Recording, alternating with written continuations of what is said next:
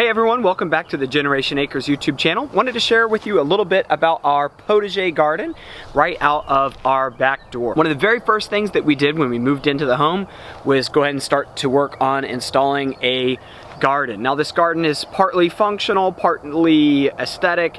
It's got flowers, it's got some veggies and herbs and different things that we're gonna use. But we really enjoy it. We really enjoy the look of it.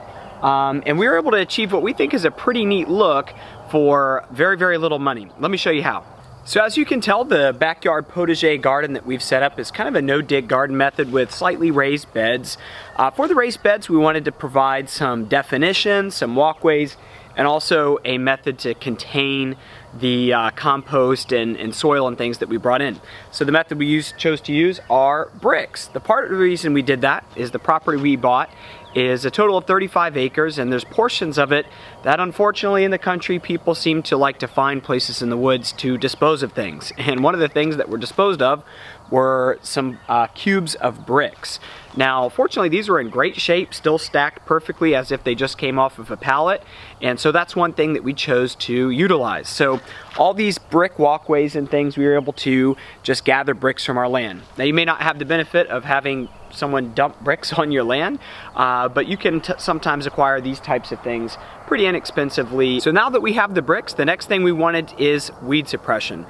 Both in the walkways and in the beds themselves, we chose to use cardboard because it's readily available, it's free, it comes included with your Amazon boxes or from a local wholesale club or wherever. You can always get cardboard for free. So the first thing we did is we laid cardboard in all the walkways and all the garden beds, wet it down to kind of keep it in place, and then either added the soil to the garden beds or the wood chips, which brings us to the next two ingredients. So in the walkways, we chose to use wood chips. Wood chips are a great way to suppress weeds.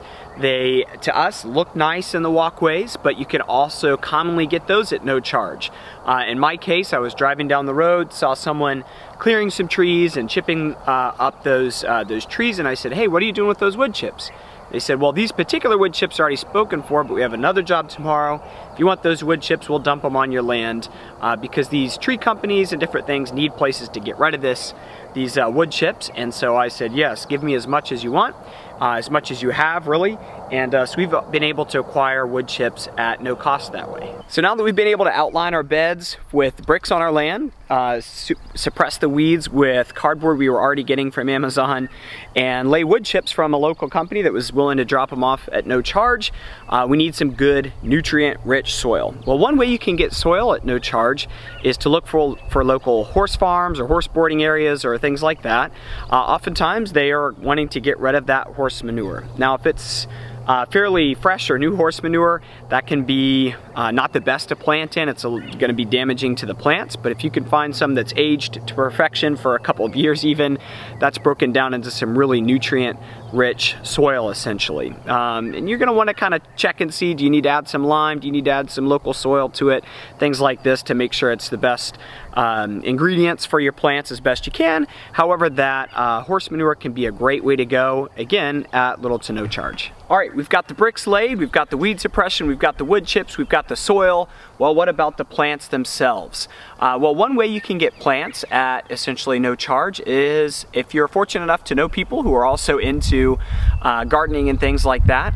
A lot of plants you can just separate and spread, and they just continue to grow, and so many of our plants came from that. Fortunately, my mom, hi Mom, thanks for the plants, is into gardening, and she brought us over a lot of plants to help us get started, some perennials, some natives, things that do well in our area, things that are good for this area, good for pollinators, things like that, that you can just separate, put in a new garden, and they just continue to flourish, separate, share them with your friends, things like that. So find local people who love gardening, see if you're able to get some plants that way. Now of course not all of this garden was at no charge, not all of it was free. We've added some amendments to the soil that cost, of course, and many of the plants we've purchased.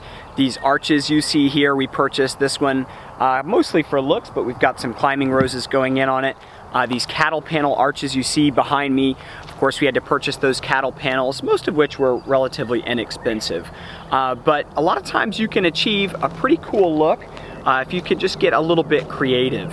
And for us, building from the ground up, of course we're coming to this land with nothing really established. that's what we tried to do. Hey, how can we get creative? Hey, we can recycle and reuse the bricks on our land. We can use wood chips. We can do these different things to create a really neat look without having to just go and buy everything new. So hey, I hope you've enjoyed the video. I hope you're enjoying getting to see the garden come to life. We certainly are. Thanks so much for watching, and we'll see you in the next one.